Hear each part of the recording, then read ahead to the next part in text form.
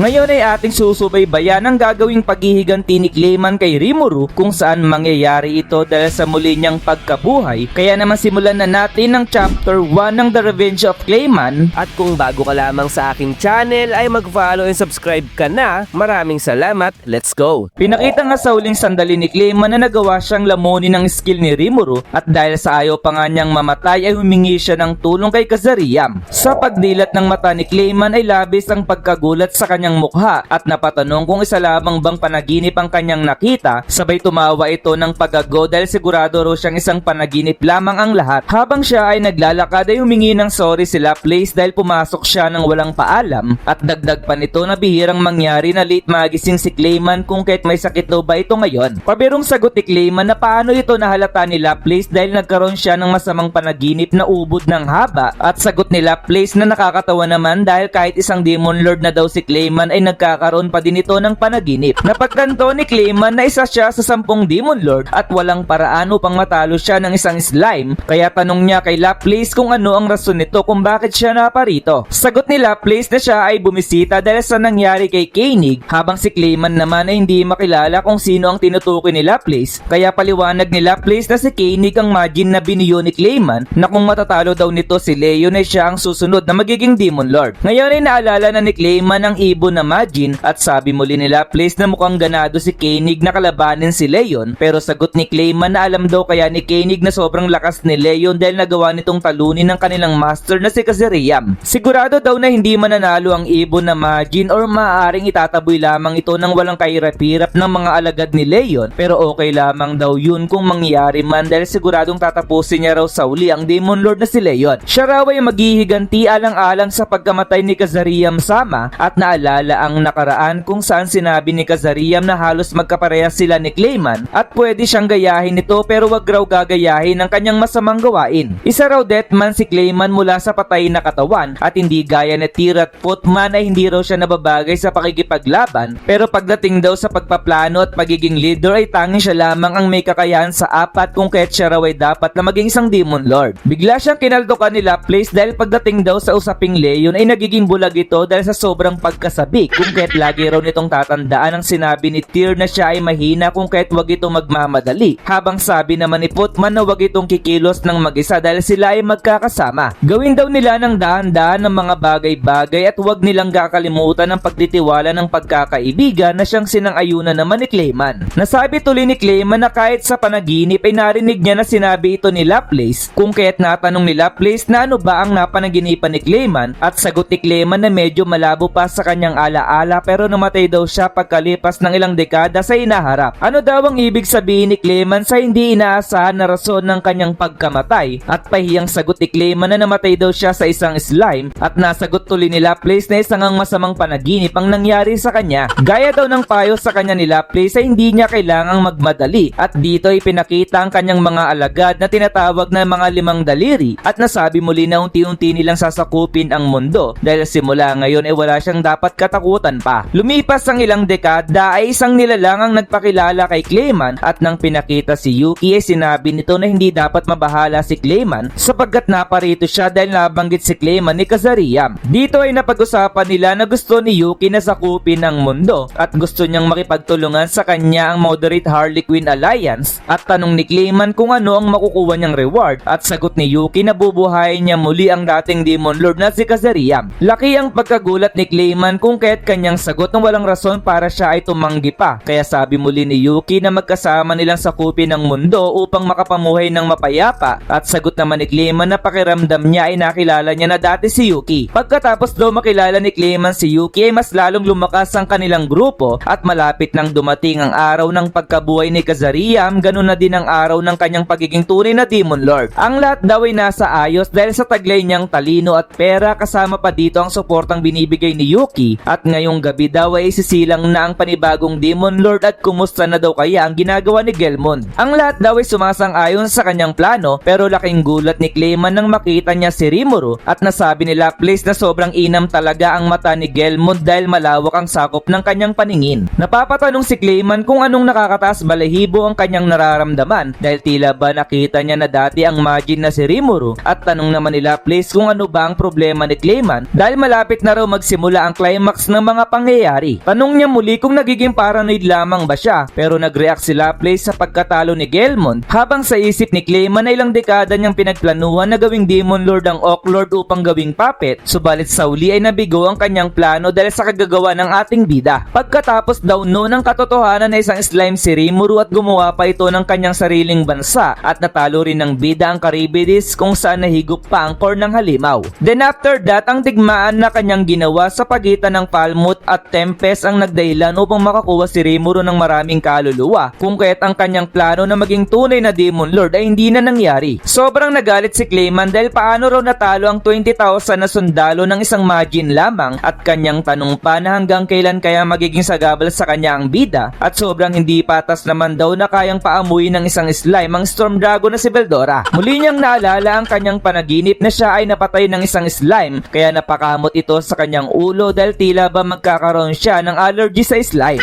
Bigla naman siyang tinawag ni Prey at tanong niya kung ano ang kailangan nito, at sagot ni Prey na meron siyang magandang balita dahil nagawang talunin ni Milim ang Demon Lord na si Carrion. Isa daw one-sided na laban ang nangyari na sobrang kinatuwa ni Clayman dahil hindi pa raw siya natatalo sa laban dahil nasa kanya pa ang Demon Lord na si Milim. Dahil daw sa epekto ng Orb of Domination ay nagawa niyang kontrolin si Milim, at sinabi muli ni Prey na dahil sa kanyang ginawa ay nabayaran niya na ang utang na loob niya kay Clayman. Sa isip ni Clayman na masakit man sa kanya na nabigo ang kanyang plano, pero sa tulong ng lakas ni Milim ay hindi malabong mangyari na siya ay maging tunay na Demon Lord, at tanong niya kay Milim na ano ang pakiramdam na mapasunod ng iba sa balak sampalin ito, pero agad siyang napatigil dahil naalala niya ang panaginip kung saan sinabi ni Milim na walang paraan para makontrol siya ni Clayman. Kaya tanong niya sa sarili na ano ang kanyang nararamdaman ngayon na sa oras na sampalin niya si Milim ay tila ba may masamang mangyayari sa inaharap, kaya naman piniga niya ang pisngin nito upang masigurado na kontrolado niya si Milim.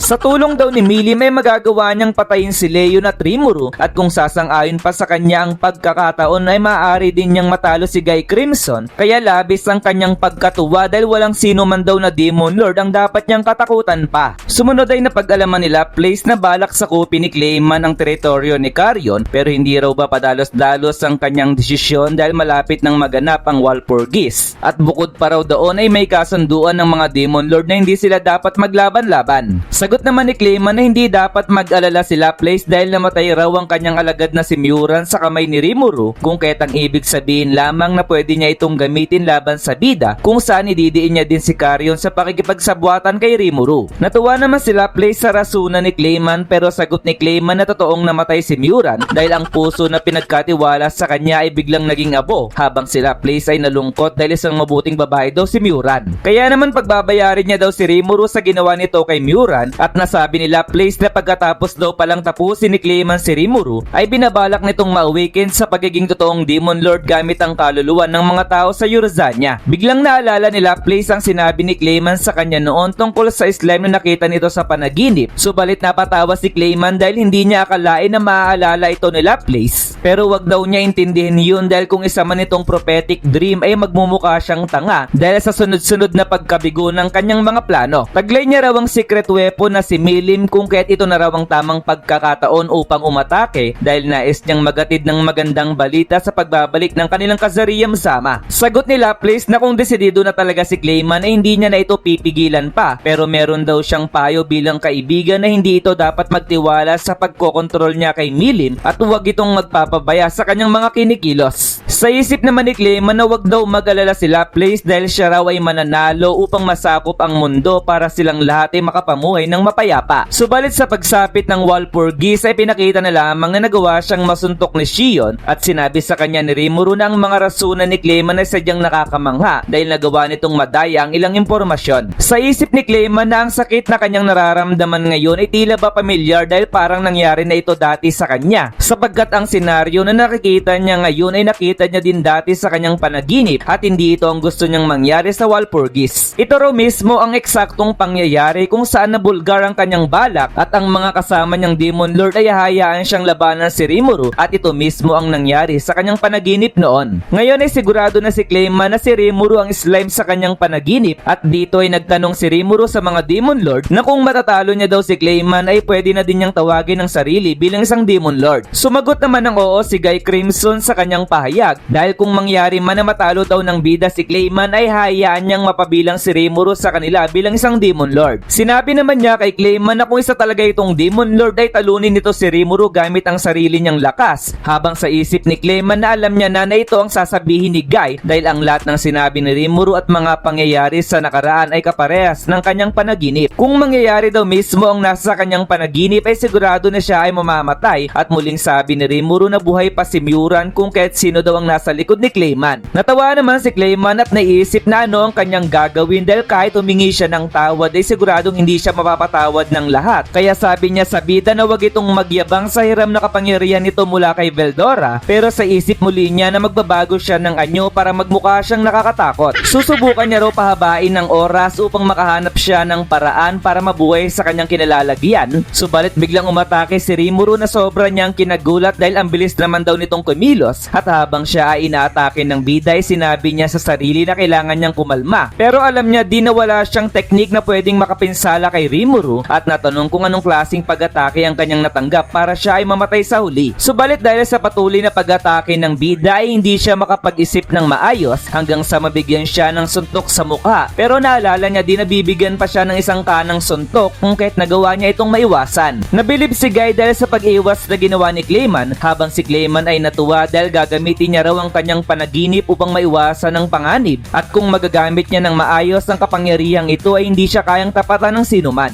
Ngunit sa kanyang pagtingin ay biglang nawala si Rimuru, at sa sumunod na sandali ay nagawa siyang masipan ito sa mukha na ininda niya talaga ng sobra. Nangaray si Ramirez sa kanyang nakita, habang sa isip ni Clayman na useless ang kanyang panaginip dahil hindi niya maalala ang lahat ng detalye, at muli niyang naalala si Milim ang huli niyang alas. Pero sa kanyang panaginip ay nabigo siyang makontrol si Milim, at nang makita niya ito ay nahulaan niya na ang gustong sabihin ni Milim na hindi nga niya nagawang makontrol ito. Kahit ganun pa man ay susubukan pa rin daw niyang utusan si Milim, pero laking tawa ni Milim dahil hindi niya raw magagawang saktan ng kanyang kaibigan, at habang gulat si Rimuru ay naisip ni Clayman na tama ang kanyang hinala at dapat raw ay binigyan niya si Milim ng matatamis na pagkain. Pagkatapos daw nito ay pagtataksilan siya ni Freya at malalaman niyang buhay pa rin si Carrion, at napagtanto muli na ang lahat ay katulad ng kanyang panaginip. Naalala niya ang paalala ni Kazariam, ganon din ang paalala ni Laplace, at nasabi na sana daw ay naalala niya agad ang kanyang panaginip ng mas maaga, pero huli na ang lahat para sa kanya ngayon. Kung ganon daw pala ito ang huli niyang gabi gaya sa kanyang panaginip, pero naalala niya ang mga mahalagang tao sa kanya, kung kahit alam niyang hindi siya makakaligtas ngayon ay hindi siya susuko, sabay humayaw ito ng napakalakas na para bang si Son Goku. Naramdaman ng lahat ang matinding pag-angat ng magic skills ni Clayman, at nasabing na-awakened ito sa pagiging tunay na Demon Lord, samantalang si Clayman ay labis ang pagkabigla sa lakas na kanyang nararamdaman ngayon na para bang kaya niyang gawin ang lahat sa mga oras na ito. Alam niyang imahinasyon niya lamang ito, at kahit ngayon na-awakened na siya sa pagiging tunay na Demon Lord ay alam niya pa rin hindi siya makakaligtas sa kamatayan, pero susubukan pa rin niyang lumaban sa ating bida. Hindi niya gustong mamatay at hindi niya gustong maranasan muli ang masaktan, at kung suswertehin daw siya ngayon ay gusto niyang iba ang mangyari sa mga sandaling ito. Subalit biglang ginamit ni Rimuru ang kanyang Beelzebub na sobrang kinagulat ni Clayman. Sa isip ni Clayman na nakita na din niya ang pangyayaring ito, at sinabi ni Rimuru na binabalak daw ba ni Clayman na tumakas at babalik muli gamit ang ibang katawan, pero hindi daw siya hahayaan ng ating bida. Hinulaan ni Clayman ang sasabihin ni Rimuru na magsisisi daw siya sa masasama niyang ginawa sa mundo, at gaya ng kanyang naisip ay tumama ang kanyang hula. Subalit huli niya nang na-realize na kung sakaling ginamit niya lamang ng maayos ang kanyang prophetic dream ng mas maaga ay hindi ito mangyayari sa kanya, at dito na din nagtapos ang kanyang buhay. Subalit na-activate ang kanyang skill na regressor upang mabuhay muli, at sa pagdilat muli ng kanyang mata ay bumalik siya sa simula. Nagtataka si Clayman kung bakit pa siya buhay o kung nakatakas ba siya, pero nang pansinin niya ang gilid ng kanyang mata ay may nakasulat na 1/3 sa corner. Habang naglalakad ay napapaisip siya kung ano ang ibig sabihin ng 1/3 na numero, at pinakita muli ang eksena kung saan binati siya ni Laplace na sobra niya talagang kinagulat. Naalala ni Clayman ng pangyayaring ito, at sinabing ang pakay daw ba ni Laplace ay tungkol kay Koenig, at nagulat si Laplace dahil paano ito nalaman ni Clayman, sapagkat nais daw sumugod ni Koenig upang kalabanin si Leon. Dito ay napagtanto ni Clayman na ang kanyang power ay hindi mahulaan ang inaharap sa pamamagitan ng panaginip, dahil sa oras na siya ay mamatay ay babalik siya sa nakaraang 70 taon, na ang ibig sabihin na ang kanyang power ay isang time loop. Natawa na lamang siya nang ito ay kanyang maisip, habang si Laplace ay nagtataka kung ano ba ang nangyayari, kung kaya't ngayon daw ay sisiguraduhin niyang magbabayad si Rimuru sa kanya, at kung ayaw naman daw ng ng ating bida na mangyari yun ay mas mainam kung lalayo ito sa kanya. Ang nangyari sa dalawang buhay ni Clayman ay mangyayari muli sa pangatlong pagkakataon, kung kahit ano kaya ang mangyayari sa pangatlong buhay ni Clayman.